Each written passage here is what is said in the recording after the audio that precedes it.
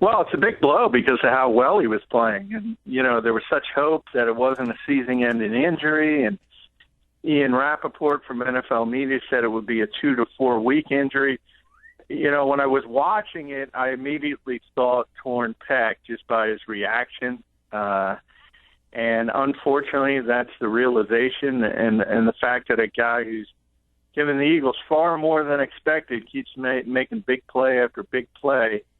And you could argue, as I wrote, single-handedly torpedoed the Cowboys season. In two ways, right? I mean, He knocked Romo out one, and last night that interception return really twisted that game around.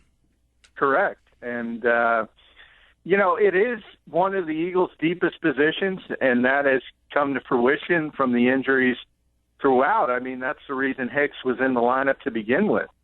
Kiko Alonso, Michael Kendricks, D'Amico Ryans have all missed time with various injuries.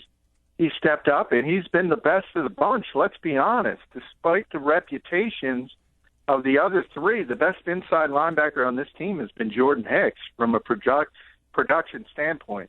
Now, that said, it could be worse because it could be at a position where you don't have depth, and at least Kiko Alonso's back.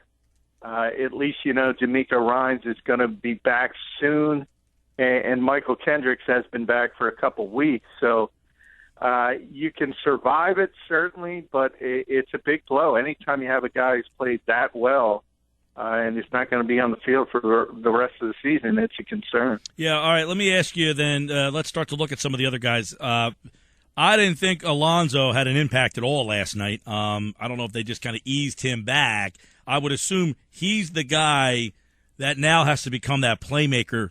I can't believe we're sitting here talking about a third-round rookie that nobody really wanted, but he was he has been a huge difference maker. That's the guy, Alonso, now that's really going to have to step up and become that type of guy that gets the interceptions, forces the fumbles, those kind of things that Hicks was doing so well. Can Alonso be that guy, or did he look like a guy who wasn't ready to return last night?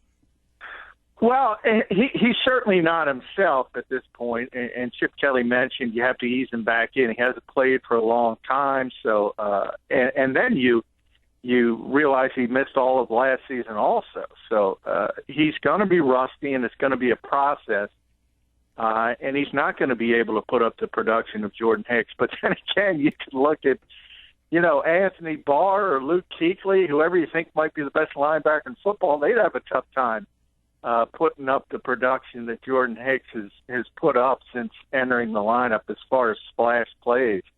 It's been amazing, and you sort of want to ride that tide until it ends. You ride the wave, and they're not going to be able to do it. But at some point, you expected it to slow down for Hicks, and all you could expect moving forward is you want sound, consistent play from the inside rotation, which will now be what it was expected to be: Alonso, Kendricks, and D'Amico Ryans. Sure was. Hicks is the news. Hicks out for the year. He's been placed on the injured reserve list, and a big blow for the Eagles. They did get Alonso back. Hopefully, Ryans. Kendricks, what did you think of his play last night? Not good. He hasn't played well all season, really, and part of it is the issues and the hamstring problems, and same thing, a little knocking off the rust. He looks good when he's going straight ahead. He looks good as a pass rusher, but there's too much inconsistency as far as gap control in the running game. As far as pass coverage, you see a guy who doesn't have a great feel for things yet. But you hope as he stays out there longer, some of that comes back. And it's up to Bill Davis to take advantage of what these guys do well. And for Kendricks, it's rushing the passer. For Alonso, it's coverage. For D'Amico Ryans, it's stopping the run. So it's up to him to kind of mix and match and get those guys in good positions to make plays. No doubt about it, John. Let's stay on the defensive side of the ball while we're there right now. Brandon Graham last night, I really thought his play, to take them out of field goal range hasn't been discussed a lot as a difference maker in the game. I know his penalty people remember, but that was a huge play in that game because Bailey, we know he connects on virtually 99%, it seems like. When he made that strip sack and got them out of field goal range, I thought that was big. And not to mention, I thought Graham was a nuisance all night long against one of the best left tackles in football. Yeah, I have a problem with anybody who's criticizing Brandon Graham after that performance last night. I think as a whole, he's had a pretty good season, but too many people are worried about sacks and what the number is, and obviously the numbers weren't great before yesterday. But that might be the best left tackle in football, and the fact you get 2 fumbles, 2 sacks, it doesn't get any better when you're playing against Tyron Smith. So if you have complaints about the Eagles, you have a whole laundry list before you can get down to Brandon Graham. So he was one of the top playmakers yesterday and had one of his best games of the season. I would say one of his best games as an Eagle. He was just a force to be reckoned with all night. What is the reasoning behind we've talked about the slot and how they've kind of Jenkins has done a really good job in that role, and Maragos has done a decent job as the overtop safety, but last night it wasn't working. They finally made the adjustment. You wonder what took them so long in that situation, but I was wondering, why not use Thurman in that slot role, if you were struggling there before they finally went to Biggers?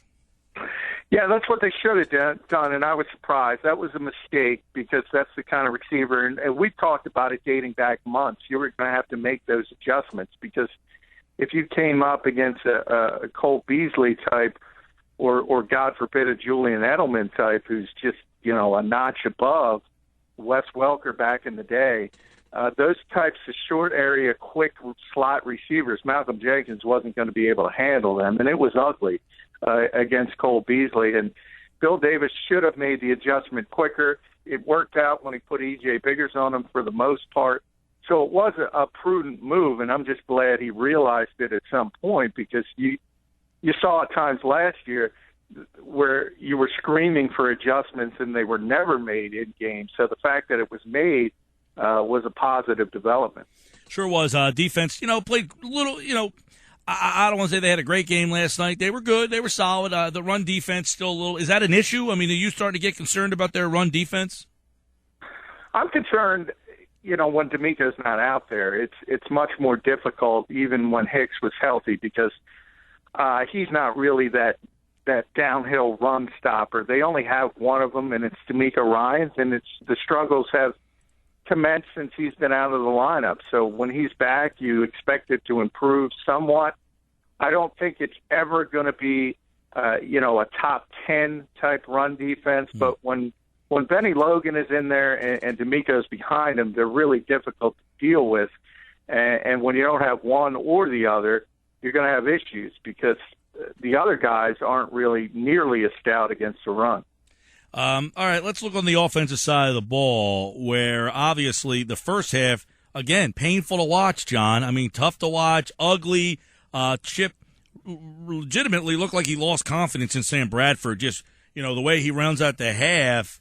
And just an ugly half of football. I mean, it's obvious to say if they play like that in the first half continuously, they're not going to go anywhere. But why the disparity in the first half to the second half? Did things look different? Did they make adjustments? And if so, what did you see different in the second half than the first half? Well, I hate to coin the Chip term, but it was execution. This offense is all about tempo. And as soon as they got first downs, the Dallas defense wilted. So as soon as they moved to change, the tempo came into play, and that's where Dallas faltered. And I was kind of stunned at just how poorly conditioned the Cowboys defense was because after about 3 first downs, they were huffing and puffing, and they couldn't even line up, and just the gaps were breaking down. And that's what Chip Kelly's offense is about. And that's when they struggle, it's the 3 and outs, and then you see the repetitive play calling. And when they get first downs and the tempo picks up, it's still the same plays, but all of a sudden the defense is tired. There's no substitutions. The pass rushers can't get to the quarterback, and those simple plays start working. It's all about tempo when it comes to Chip Kelly and the Philadelphia Eagles. When they have tempo, you remember, I think we talked about this, John, a couple of times throughout the course of the week. I may have even asked you Thursday or Friday, is it as simple as if you catch the football, that things could be different. Last night in the second half, I think it was as simple as they caught the ball. They didn't have the key third down drops. And that really could be, Sam Bradford's not going to be Aaron Rodgers. He's not the franchise, make every play kind of player. But if you catch the football for him, I guess he showed last night that, hey, I can win the game for you if you catch the ball for me. Yeah, and that's certainly been part of it. If you think about the first 2 or 3 games, it was all the negative plays in the running game, and they were getting behind the sticks. Since that time, the running game's been okay. The offensive line has played well, but then the receivers started dropping the football, and the same thing happens. All of a sudden, you're off the field and 3 and outs, or maybe you get 1 first down and you're out of there, and it's the same effect. You don't have the tempo. So, however, you have to get those chains moving. You have to stay on the field for that tempo to affect the opposing defense. I don't think it's always going to be as easy as it was against the Cowboys yesterday because, as I said, I was kind of stunned at how poorly conditioned that group was. I think you're going to come up against defenses in the future that are better prepared for it. But that said, when this offense works in that manner, it looks very good. And when it doesn't, it could look like the worst offense in football. And that's what it all comes down to, because that's the linchpin of Chip Kelly's entire philosophy. Well, and it's the run game, John. When the run game gets going, it really changes everything for this team. And look, Murray, I thought, played his best game last night. And it sounds like I'm banging on Murray, I still think that there were plays where if the ball was handed to Matthews, it would have been bigger plays. Murray got big plays. I think Matthews would have had bigger plays on some of those runs. Well, we've talked about, Ryan Matthews. I think you have to limit his touches, and I think it's important. And Chip mentioned that he still is suffering the effects from the groin injury, and they did want to limit his touches. But, yeah, I mean, he's looked more explosive, but still, you saw the difference when the Cowboys defense was on their heels. It might have been those sweep plays they run that were losing 2 yards early in the season. All of a sudden, they're picking up 5 and 6 yards. And you can argue that Ryan Matthews would have gotten 10 or 11 or whatever. Still doesn't matter. As long as you have those big chunks of yardage and it's 2nd and 3 or 2nd and 4 instead of 2nd and 12, well, that's when you know the Eagles' offense is working. And they're the same plays, but the Cowboys' defense was tired, and they could. 73ESPN.com. Let's take a look at some of the observations that you made from last night on the game. And, you take a look at the play that wins the game, the 41-yarder, to Matthews. And I thought after the game, a lot of the redemption for him. And I thought what Sam Bradford said about Matthews really put him in a good light that, hey, he worked with the ones. He went out there with the scout team. I mean, this guy just wouldn't leave until he felt comfortable and confident in catching the football. But is that something, because we don't see that play a whole heck of a lot, that cross slant across the middle where Bradford hits the guy in stride and allows him to try to run away from the tackler. That's not a play that we see this team, call a whole heck of a lot. Well, I think they've tried it. They call those crossing patterns all the time. The accuracy hasn't necessarily been there, and when it has been there, the receivers have dropped the football. So I think, as we said, we've talked about it, and it's not, as you say, you're not banging on DeMarco Murray. I'm not banging on Chip Kelly. It's that philosophy. He runs the same plays. It's not about X's and O's. It's about the tempo. And what you saw yesterday is a Cowboys defense that was dead tired, running across the field. Matthews catches the football and all of a sudden breaks one tackle in essence, and he's gone because everybody else is huffing and puffing. And I think it's as simple as that. They've been running the same plays, and as Chip says time and time again, it's about execution. Yesterday they were able to execute the play. Yeah, and they have obviously, they tried some things earlier with Josh Huff, and he's still struggling. Early in that first half, John, it seemed like everything was short of the first down, not getting to the sticks. And he kind of said, well, not every route is going to be past the sticks, but it seems like Huff is just, constantly coming short. And then when he does catch the ball, which is rare, he goes down on the first hit. The one ball bounces off his face mask. It seems that if they're going to go places, if Matthews is starting to, ball, he's going to have a better guy on the other side of the field than Josh Huff. Yeah, he is, and that was my biggest surprise was that Nelson Aguilar wasn't back out there because he had practiced all week. He claimed he was ready to go, and they didn't put him out there. And to me, it was indicating, Chip kind of poo-pooed it today and said they just didn't want to risk him aggravating the ankle injury or something of that nature. But I think part of it is the fact that how poorly he performed in the first half of the season before the bye, before the injury. But now Josh Huff is becoming a liability, and you have to get him back on the field because, as you mentioned, Josh Huff's not a guy who's going to run crisp routes and create separation that way. So you have to manufacture touches for him, and that's exactly what they tried to do on that screenplay that hit him in the helmet. Yeah. And if you can't catch the football in those manufactured plays, which are extended handoffs, you can't be on the field. And no matter how poorly Nelson Aguilar played in this first go-around, you have to get him back out there again because he's got to be an improvement over a guy like Josh Huff. Well, there was times, too, where on third down it seemed like Bradford still trusts Austin more than anybody else. Oh, there's no question. As far as catching the football, as far as that goes, you saw that in the Carolina game even before the bye. Miles Austin certainly has his confidence more than any other receiver. Now, yesterday, Jordan Matthews might be back on the same page. He might have garnered a lot of trust again, and hopefully that's the way it goes. But, yeah, and that's been a concern because if Miles Austin is the one receiver you trust, you have an issue at that particular position. And unfortunately, that was Sam Bradford's reality. Hopefully it's starting to change, and hopefully it can be Matthews and Aguilar moving forward. John McMullen, 97.3 ESPN.com. He's taking a look at he'll be live with me tomorrow, I should say, at the Golden Nugget in Atlantic City. We'll really go into depth on a lot of these things. John, what does the loss mean for Dallas at this point? 0-6 without Romo. They've lost 6 straight. They won't get Romo back for at least 2 more weeks. What did that do to them?